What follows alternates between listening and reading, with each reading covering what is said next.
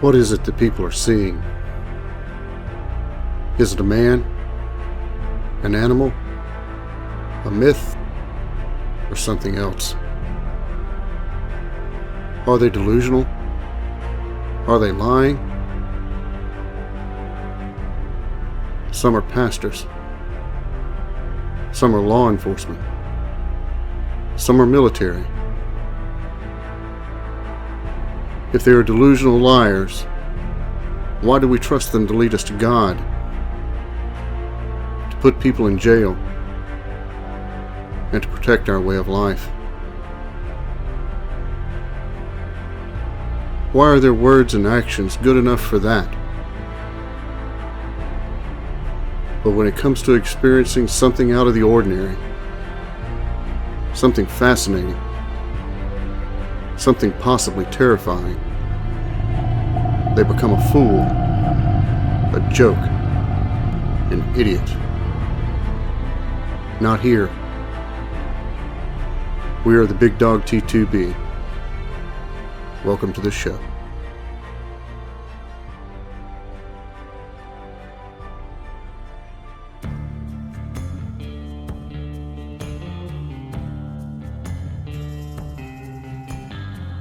Hello everyone, my name is Jack, and welcome to the Big Dog T2B. We hope you enjoyed part 1, featuring OK Chasing the Beast, interviewing Nate and myself. We hope that the notification tone for the images in the video made the video a little bit more interesting, and gave our listeners a cue for when those images were added. Please list in the comments below if you found this useful. We're going to use the same notification tone in this episode. In this episode, we discuss a trip to Bankhead. And in this episode, we will basically put on a loop the first video that we put on our channel. We'll also put a link in the description. The video is titled, Flir Thermal Image and Video of Possible Bigfoot in Bankhead National Forest. Also, before we get started, I'd like to do a little housekeeping and recognize those individuals who posted recent comments and some of our most recent subscribers. Those who commented: Blount County Research Organization. Send us an email, Blount County, we're neighbors. You can reach us at gentlemanjack@bigdogt2b.com. Other commenters: Morcaden, Barry Browning, Robert D., Cryptid Crystal, Jeremy Harrison, Forrest, Brian Merrick, Robert Bashofsky, TNT, particularly Mrs. TNT. That would make me giggle. Long Hood KW, Hoosier Squatch. How you doing, Hoosier? Carla Hipkins, Leon Mohan, Tim Egan. Tim is never sparing with his praise. Bobby and Tina S. Henderson, Merlin, and the list goes on. We'd also like to thank some of our most recent subscribers. Some of these will have repeats from the comments. Bobby and Tina S. Henderson, Miss Tina Lou 1, Memphis Grizz 901, Morgan Freeman, Robert Squires, Megan Pavelchuk. Hope I pronounced that right, Megan. I googled it, and that seems to be the Russian pronunciation. Laura P. Mad, Texas Linda, Ash T., Robert Bashofsky, Wendy 1407, Rob Argello, Central Florida Bigfoot, Dick Diamonds, Mr. Future 804, and the list continues. I also commonly forget to ask that you like, share, and subscribe our content. It helps promote us in the YouTube algorithm. Now, Let's get on with the show.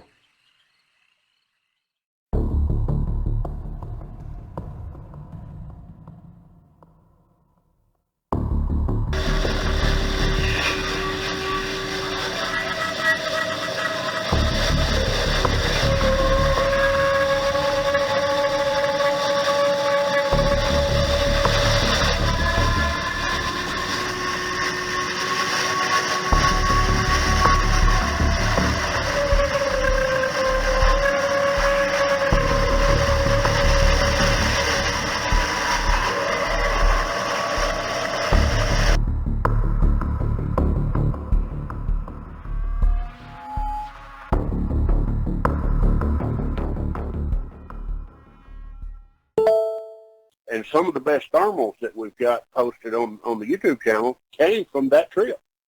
Well, actually, one of them. And it was video, and you could see it. I was watching, and I know I told it before, but I was watching these two heat signatures out in the distance, down low to the ground. And lo and behold, right here in the corner, bottom corner of this picture, and both of you seen it, it was standing there, and it turned to its right and walked out of that picture. Yep. Yeah, And I never did that. That's awesome thermal. That's probably one of the best because you can see the hair on the thing. Yeah, and it's one of those things. Had I not known the circumstances, and had I not took the thermal myself and knew it, I would have questioned it. That's too good. Yeah. Because I am quick to question things that I deem too good. If I deem it too good, I go over it with a fine-tooth comb. And this particular video was that good. And maybe I think it was that good because I know all the details. I know that the possibility of it being somebody else in our group, and everybody in our group was accounted for. We were all in camp. In fact, Jack and Joe was watching something peeping out behind a tree on the other side of the camp with the other thermal that didn't take pictures. Adam and I were watching these things out in the distance. Neither one of us knew it was there. And how far was it from us? 30 feet? 50 feet? Less? I'd say less. Yeah. I mean, it was close. It was close. And we didn't, and that sound we heard the night before, the same night, that sound, it makes hair stand up on your back. I call that the fat kid belly flop. Yeah, it was definitely a oh shit sound. But so we're sitting there, and this was the second night we were there, and there was a guy with us, and he was just he to say he is a non-believer. That's putting him mildly, right? He was, yeah, he was having a good time making fun of us until I got making fun of him, and I probably stopped just short of him taking a swing at me. But anyway, so we're sitting there, and I'm standing to the south side of the fire, and this guy is to the east side of the fire. Nate's out in front of me. Joe is to my right, and Adam was out in front of me. And initially what I thought is that something that hit the water. Haygood Creek is pretty shallow. I've got logger boots, and they're not the high top logger boots, they're regular logger boots. And I was able to find spots in Haygood Creek and walk across it and not top my boots. But there are places in it, in the bends, where it might get 5-6 feet deep. And it sounded like something like you dropped a piece of plywood on the water, maybe, right? Because that was the first thing that flashed in my mind, because it was a whop. And I was waiting for the water to come back down, and it never did. This was soft, big, wide. It wasn't crisp. It was deep. It was a loud. very flat sound. Yep. It was very loud. There were no limb breaking noises. There were no vine snatching noises. There was nothing like that. Just all at one time, it sounded like something big and flat and soft hit the ground. Wow. And everybody kind of turned around and looked at me. And I said, well, you might want to mount up. Nobody said a word. Everybody grabbed their shoulder fire, checked the chamber, checked the weapon on safe, and Nate was on the move. He was going. Yeah. And I was too. Yeah. You know, check my weapon, check my light. Joe's had back surgery, some pretty serious back surgery. He's a jump guy, Army jump guy. And he's had some pretty serious back surgery, and he needs back surgery again. And that trip in there was not easy, and he was carrying every bit of 80 pounds on his back. And he looked at me, and he said, Dad, I can't go. He says, my back won't let me. Nate turned and looked, I think it was over his left shoulder, looked, kept readying his stuff. Adam looked up, he said, I ain't going. The guy that was making fun of us, he said, 2 syllables. Now all this is happening a lot faster than what I'm saying. Right. I said, brother, 2 people don't make a circle. I don't think this is a good idea.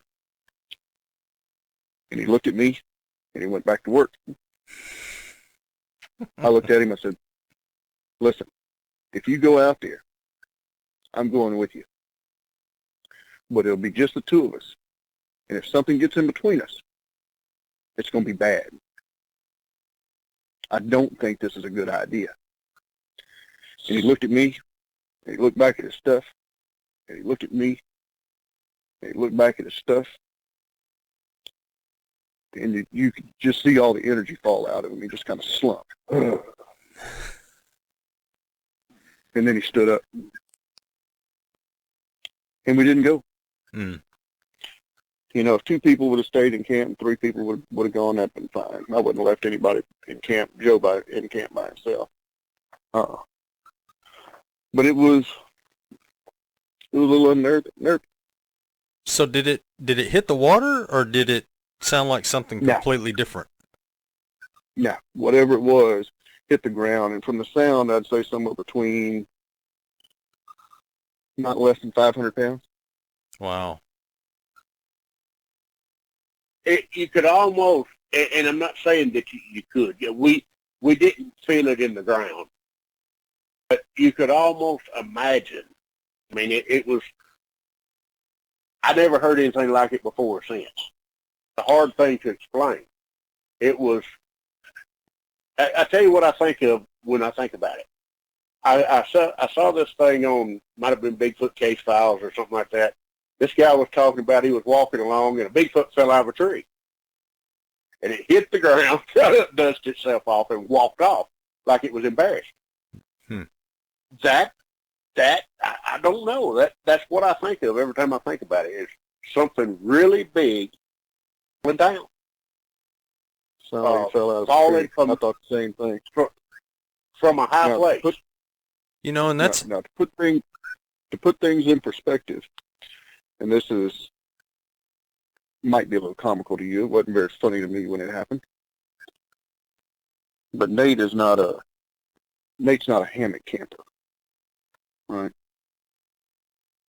Me and Joe and the other guys were I am now. all hammock. Yes, he is. I am now. But picked up a hammock and he strung it in the tree, and getting in and out of a hammock, especially if you're a big dude, ain't real easy. Right. So I went over to his hammock and got in it, and I was laying there in it. I'd been in it for maybe 10, 15 seconds, and it broke loose. I hit the ground. And I'm about 220, 230 pounds, and I was right there beside Nate when that happened. Why don't you compare the sound of me hitting the ground from 4 feet, what we heard? Oh, it didn't even compare. I mean, it was nothing that, I mean, there was no comparison to it, and whatever it was a good distance away. It was not close. And still, it was much, much more everything, any way you describe it, it come loose and don't jack. I mean, it's no comparison. It's a hard thing. It's a hard thing to explain. I can't really put it in words that would give anybody the gravity of what happened. It was a all shit moment. It was everybody. It had the same effect on everybody in camp. We had believers, non-believers, we had skeptics, we had one of every kind, and it had the same effect on everybody. What in the cat air was that? Yeah. Well, Jack, that's almost the same thing that Michael described to us the other night when they first heard it. Yeah, absolutely did. Not just now that you say it. Yeah, absolutely did. Said the same thing. But whatever this was, I wouldn't put it outside of 80 yards. Yeah. I'd say that's safe estimate. I got a question. I'll tell you another thing. Okay, go ahead. I got a question for you guys. While y'all were in there, and I know you guys did a lot of hiking and a lot of investigating in there, did y'all ever see any wood structures or anything like that while you were there? Much. I'll tell you what we didn't see. Possible wood break or tree break. We didn't see a single animal. We didn't see a raccoon. We didn't see a squirrel. We didn't see a bird. Saw hog sign. Get down there close to the creek, and you could see where hogs would get down there and scrub on a tree, scratch. Right. Found some hog tracks. Actually found some human-looking tracks that kind of freaked Adam out a little bit. The edge of his stride, and he stretches. He is a very fit dude. As a matter of fact, he was the smallest of us all, and he had the biggest pack. I'd say he was probably carrying 100, 120 pounds. Wow. He came up the mountain better than any of us. But no structures. He was no. Well, there were things that would pass for that you could give an argument for a tree break. Right. But not so much structures. But to me, that's not all that unusual, because Newsom sinks. For a long time now, there has been a family group of type 1s. When you go out, and it's not frequented by anybody, ever. The old folks used to say it was haunted, and I'm sure it was because of the boogers that they said that. But people just don't go there much. It's very remote. It's difficult. Jack went there with me. It's difficult to get in. For an amateur, your weekend hiker is not going to go there. It's rough. It's steep. I have seen very few tree structures, tree breaks, and more so since I've been going down there regular than I did before.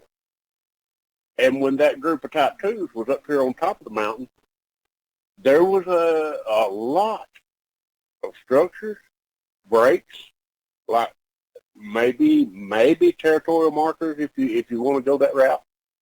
But and still there's a lot. Now they're older because since they cleaned out around the old barn, and my grandson's got dirt bike trail down there. They're not there.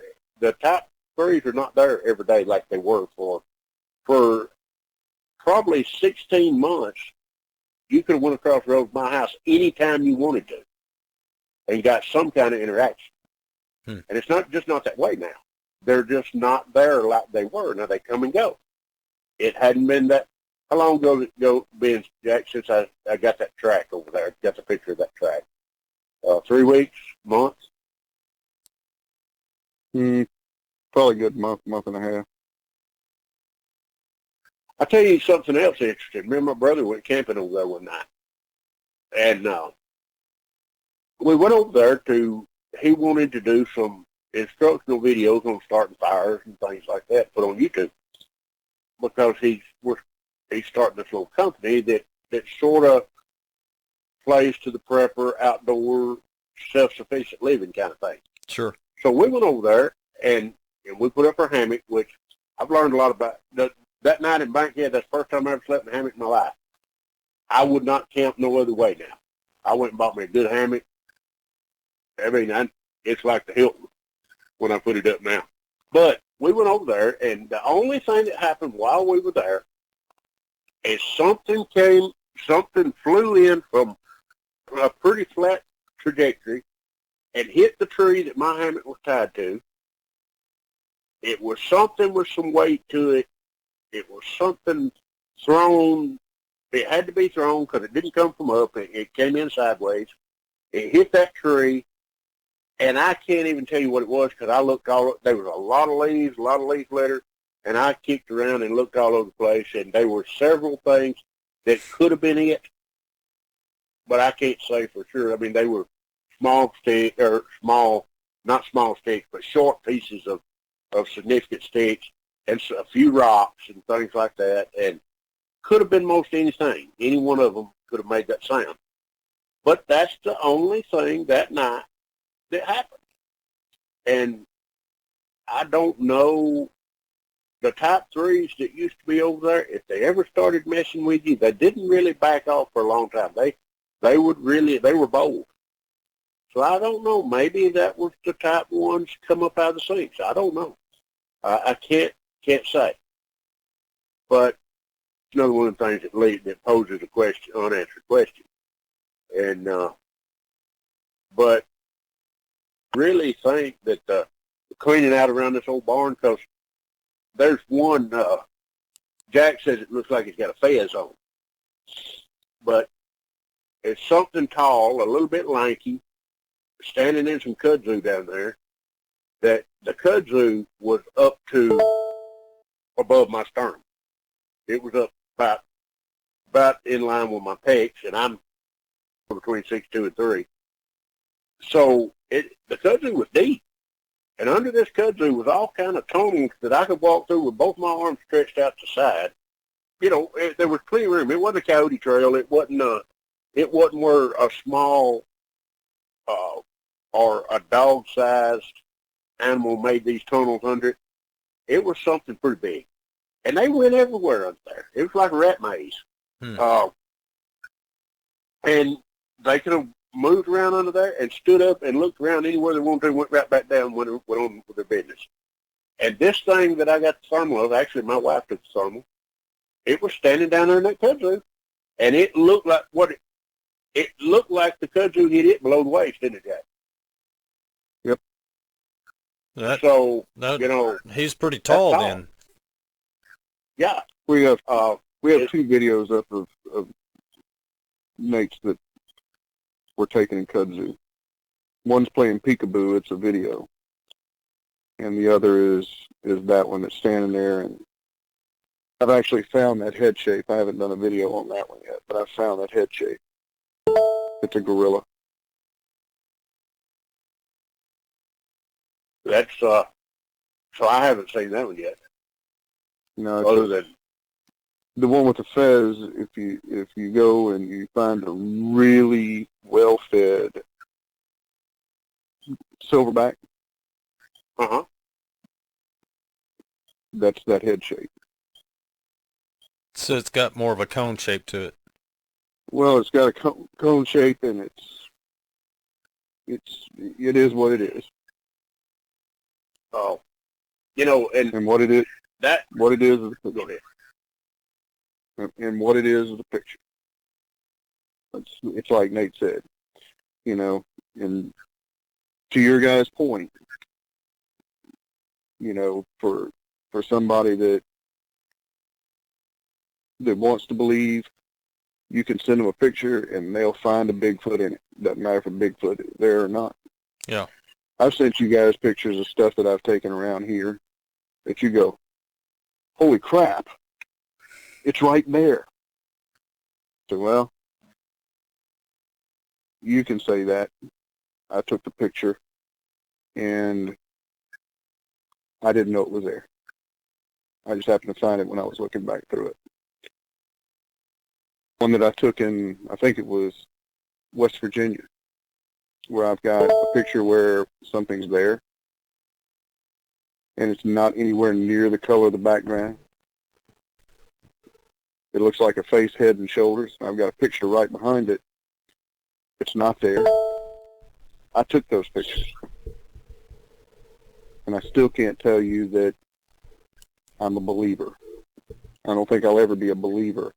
I'll say I'm a suspector, and the only thing that I'll move from that is to a knower. And when I see it do its thing, do what animals do, and I can say, yep, that is Bigfoot right there. Yep, I'll be a knower. But I don't think I'll ever be able to say I'm a believer. I think this is what I want, and maybe we can shoot for the fall if the coronavirus don't do us in. I would like to go to Bankhead and stay for a week. I'm in. I've seen this on more than one occasion on my little excursions. The first, and I'll use the Bankhead trip for an example. The first night, very little happened. We had, and it was a significant distance away, but we had what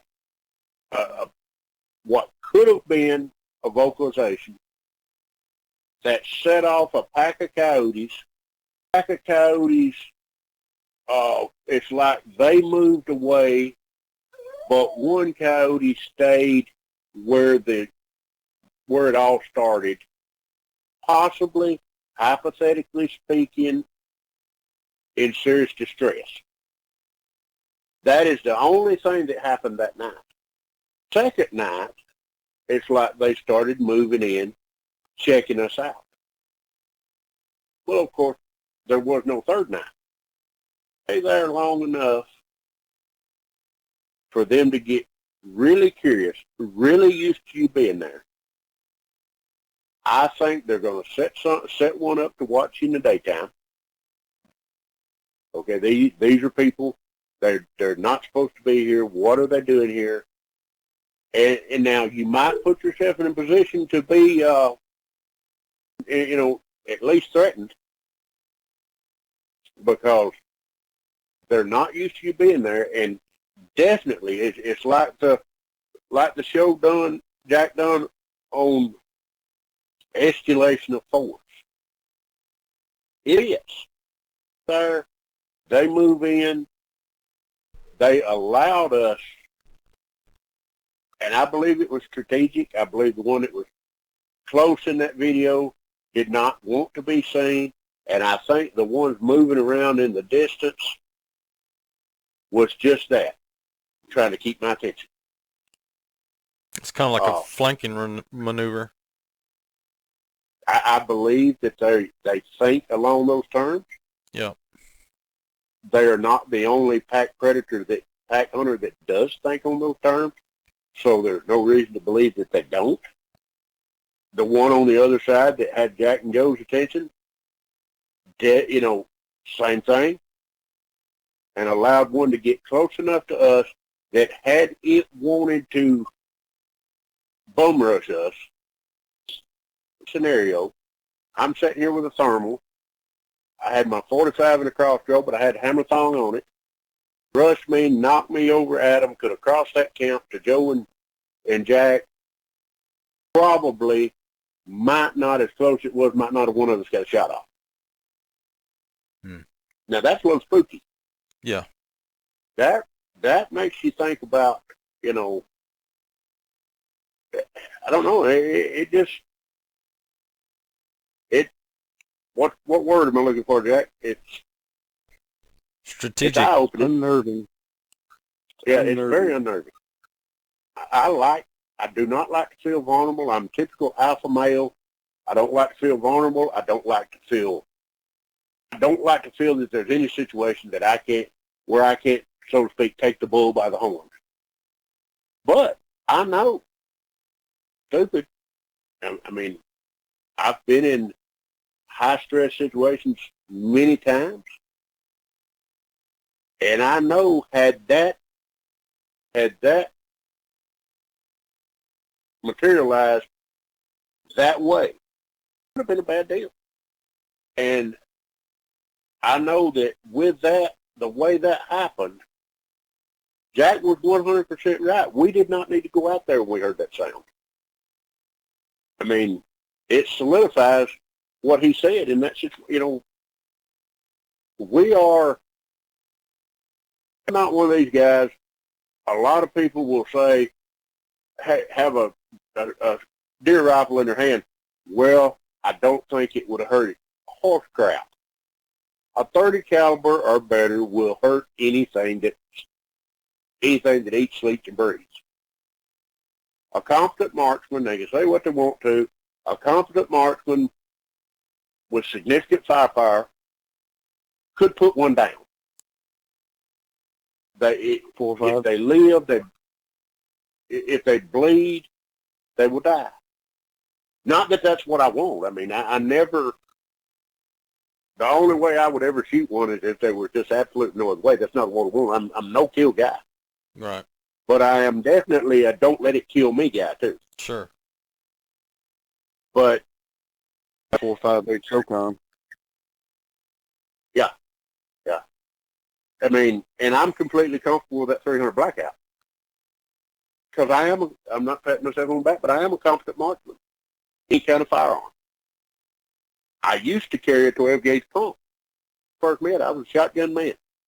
But that little situation with me and Kathy was across the road over there, and there was, I know 3 that I could account for, 2 of them close, and I did not think if they rushed us, I didn't think I would get more than 1 shot off. I didn't think I could cycle that weapon fast enough to get 2 shots off. And that was my wife's safety in my hands, and I was inadequate with the firearm that I had.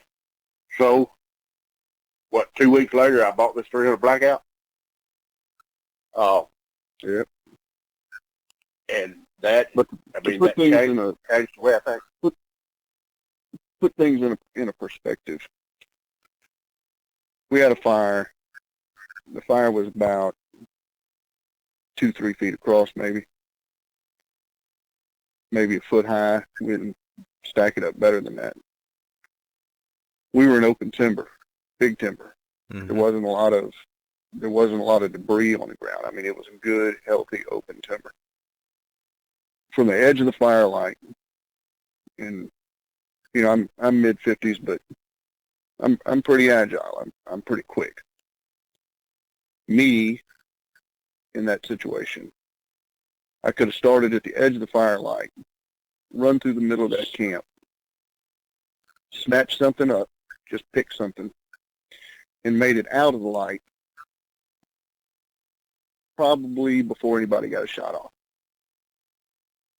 And that's every camp, every night. Yeah. With anybody. Yep. And when these things came in, whatever they were, came in from uphill, and they came in toward the direction that we left. Now, they were moving from uphill downhill, but this terrain was no joke. Now, keep in mind, my son Joe, Nate, we're all carrying about the same gear. We're all packing about 80 pounds. It took us 2.5 hours to walk out of that place because of how steep that terrain is in there.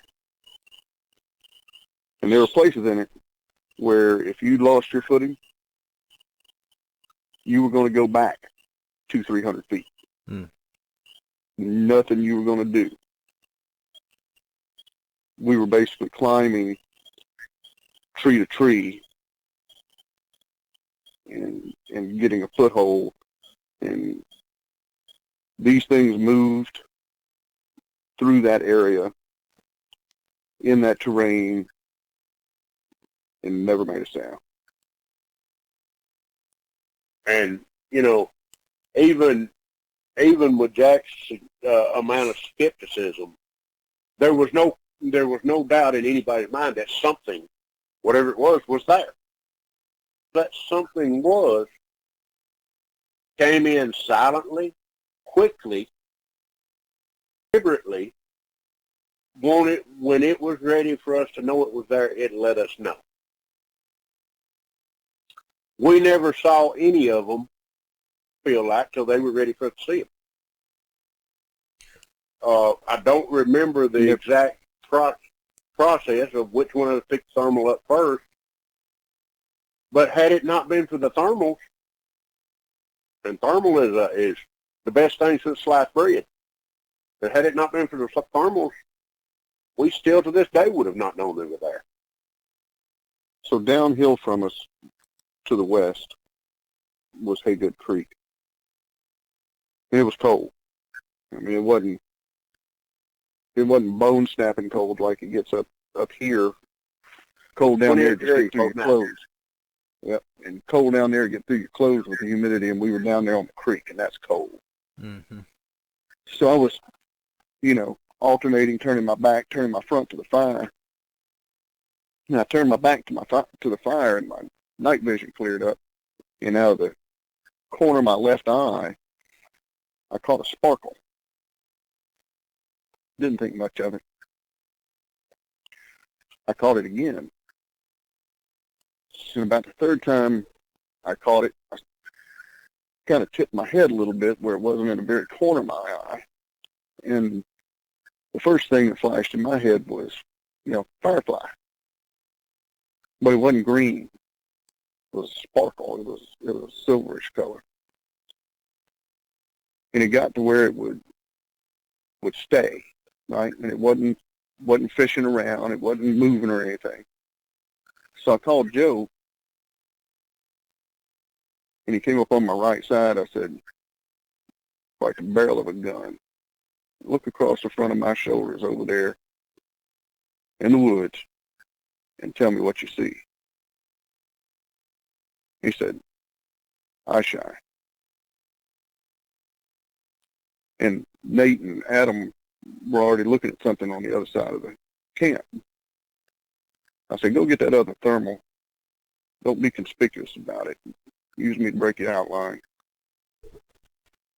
And take a look at that, see what you see. He said, he went and got it. He said, something's peeking out from behind that tree. I said, all right. Hand me the thermal, and let's kind of real slow trade places I want to take a look at. And we did. And the way I described it, it was kind of the shape of a football, but it was the size of a basketball. And it would move out from beside this tree, and it'd go back. And it did that long enough that, as silly as it sounds, it actually got kind of boring looking at it. And I guess they don't speak English because we're saying out loud what we're seeing. Right. And the chances of this being people, because country people are country people. There might be some people back there, even though we didn't see any trash or any sign of any people. But it was obvious because you had 3 prior service members there, and we talk like it. Right? We're all armed and sitting around in clear vision in the fire.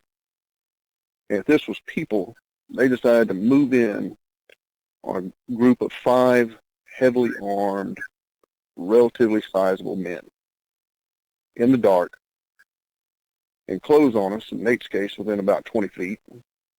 And the other cases, what me and Joe were looking at was probably about 30 yards. And what Nate was looking at on the outside, I think, was somewhere around 80 yards farthest.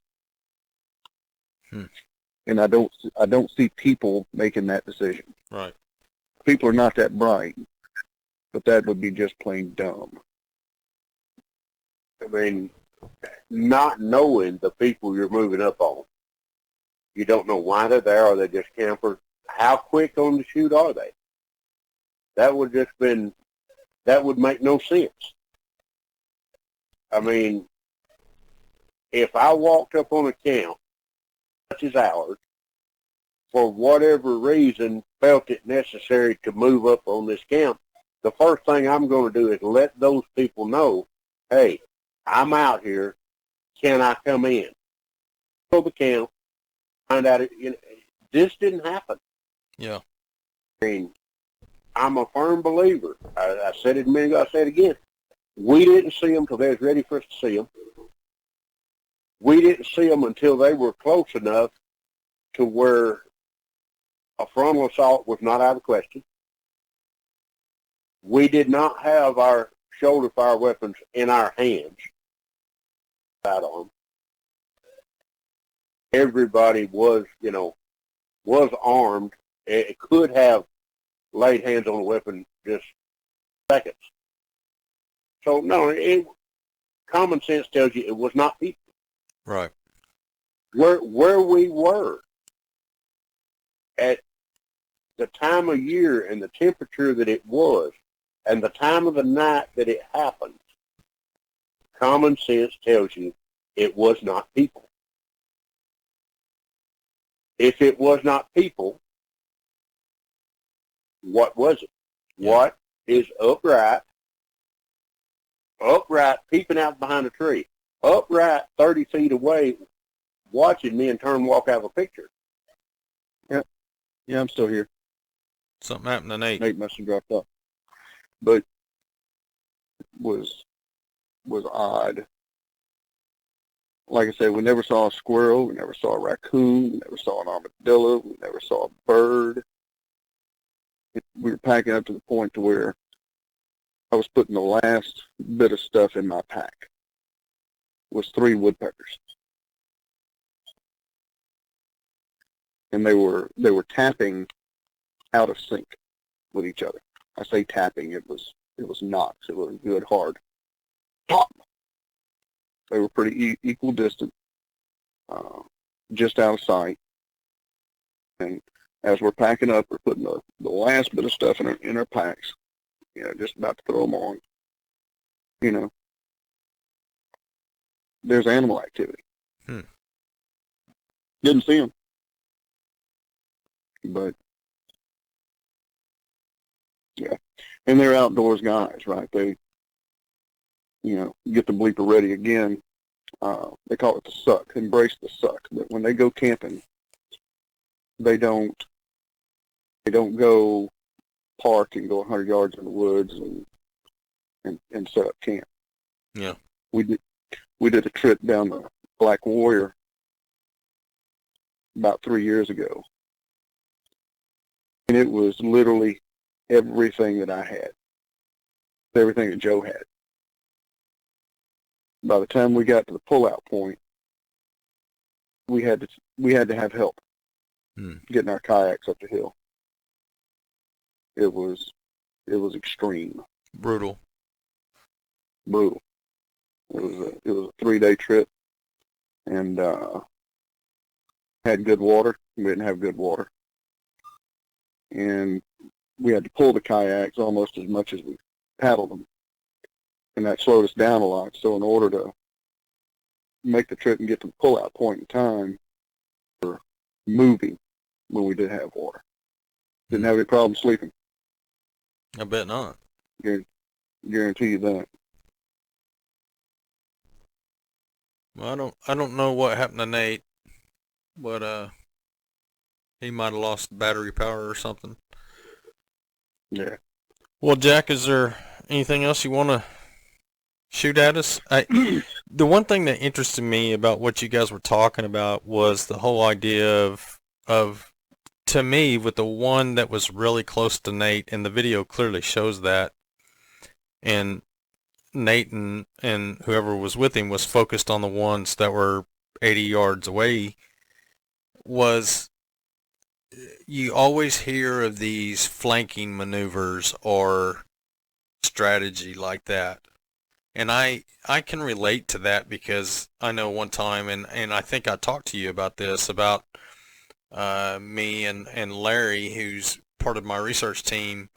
We went up to Brown Springs, and we're kind of like you guys. When we go out into the bush, we go 5 or 6 miles deep. I mean, we're in the middle of no man's land, and we actually went up one of the mountains there in Brown Springs, and as we were coming back, going back toward camp, we heard footsteps behind us, and so we're walking up this other mountain range, or mountain that's there, what I call mountains, but it's really not mountains. Anyway, I stopped about halfway up, and Larry kept going, and Larry told me that he was going to go down the side and circle back around behind us because we heard these footsteps coming toward us. And so Larry did that, and basically we used a flanking maneuver on them, and we never did actually see one, but Larry told me that the one that he was following was probably no more than 8 or 9 feet. Of course, the thicket there was so thick at the time that you couldn't really get a good image or see. At one time where I was at, I saw what looked like silver colored black hair that was, I could see it. There was a creek below me, and there was a big tree line, bushy area in front of the creek, but I got an image, or I saw what looked like black or silver hair that was behind that tree line, but I couldn't get a good picture, and I just knew this thing was going to step out in front of me, but it never did. But these things were going crazy because when Larry circled around, it almost seemed like we caught them by surprise. They wasn't expecting that. So the flanking... Well, he thought that one that was 6 or 8 feet from me, he thought that was you, if I remember it right. Yeah, he did. He absolutely did. He thought that he thought I had followed the creek back toward the area where he was going to, and it wasn't me. I was up there on top, or halfway up the mountain, and I had my camera out. I was ready because I just had this feeling that, man, one's fixing to step right out in front of me, and it never did. And Larry was going back around behind them, circling behind them, and it really freaked them out because I think that we got them to a point where they didn't really know what to do. And, and we didn't realize what we had done until after the fact, and we got back to camp and was talking about it. And, that's pretty amazing that we were able to do that. But I think that, I think that's what they were trying to do. I think they were trying to push us out of there, and we kind of did a maneuver that we didn't know we were doing that kind of upset them a little bit. So anyway, the flanking thing is a maneuver that they use, I think, quite a bit, and we've seen them do it several times, and to actually use that against them is, I think that's pretty amazing in itself. But anyway, so well, what else can we talk about, Jack? We got a few minutes left. You want to talk about Big Dog T2B as we get close to the end here? Well, most of the stuff we've been talking about, as far as the video stuff and the photo stuff, we've got up on the Big Dog T2B YouTube channel. We've got 4 or 5 interviews with different folks, and put on your show with me and you. Right. Heck of a guy. We've got the database. I've been trying to put together a database show. It's hard to talk about 250 variables Right. in a short show. So I think I'm just going to go at one segment of it and maybe do environment and then do another one that's appearance. I alluded to part of that on one of the shows I was on for you not too long ago, where I said that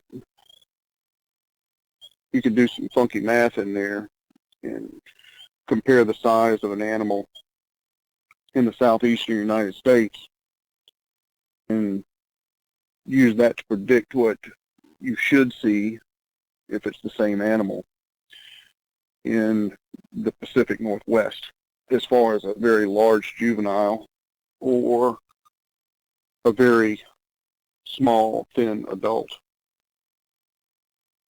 And to give anything away, but it came up with what I think is a pretty accurate prediction of what that is. And that's proof in a data model. So yeah, we got a lot to work. We got a lot of work to do.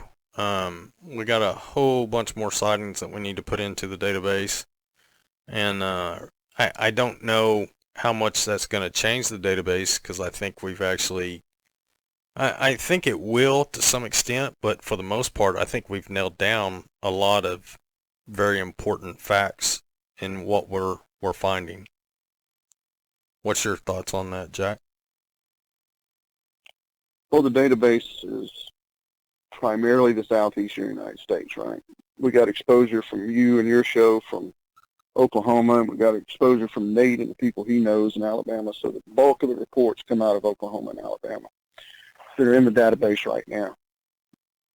And that means that you have what's called skew or bias, right? It's biased to the southeastern United States. But behavior is, in most animals, behavior. You take what I used for the forecast model and size difference, white-tailed deer occur across the United States. All right. White-tailed deer in Oklahoma are 26% smaller than white-tailed deer in Washington State, but they have all of the same traits. They have all of the same mannerisms. And white-tailed deer in Oklahoma in the bottoms have different behaviors inside that. They're the same behaviors that are in the bottoms in Washington State. I have for granted because I hunted in Washington, haven't hunted whitetails in Washington. Mm-hmm. But if they're in the bottoms, if they're in the hills, if they're in the mountains, if they're in the thickets, if they're in the open timber, the mannerisms, the behaviors, the motivators are primarily the same. But if we could get enough data in the database, enough sightings, we could compare states against each other. We could compare locations within a state. I'd like to get to the point where we've got a forecast model, particularly for people that have a fear of them, to say, hey, there's a low occurrence of aggressive encounters, or there's a high occurrence of aggressive encounters. To go. All right? Because as far as avoidance goes, we have reports of sightings outside of 2 miles from water. Right. So if you're deathly afraid of these things, don't buy or build a house 2 miles of water. You ought to be good. Yeah, that's a good point. But on the other side of it, we can take the high occurrence factors as they occur and say, well, get in a rural area where there are less than 200 homes and the homes are at least 200 feet apart. That gives an acre per home. Go there and look for an area that is a combination of swamp marsh with agricultural development and open fields and homes. Because there's a lot of things in this data that starting to trend out to say that looting behavior is very common. It seems that the majority of the reports that we have so far are people that have them near or around their home or around the home of a relative. There are very few road crossings reports in there. Jack, thank you, sir. It's always an honor and a pleasure to have you on. And, I want to thank Nate, too, although Nate must have fallen off, I guess, or his battery might have went dead. But I want to thank both of you guys for coming on the show and appreciate you being here. And, folks, I just want to say that if you've had a sighting or encounter, or if you'd like to be on a show, send us an email. You can reach us at caschlabs@icloud.com. Thanks again for listening, and you folks have a great night. God bless.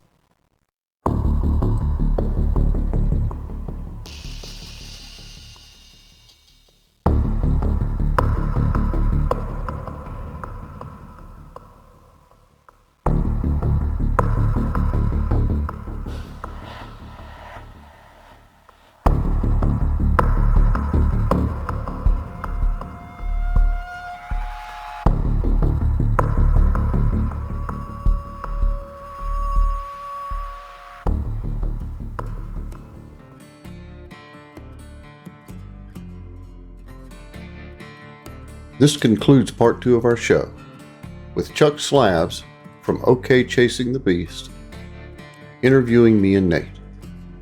We hope you enjoyed the show, and we hope that you found the videos and the images that we added interesting.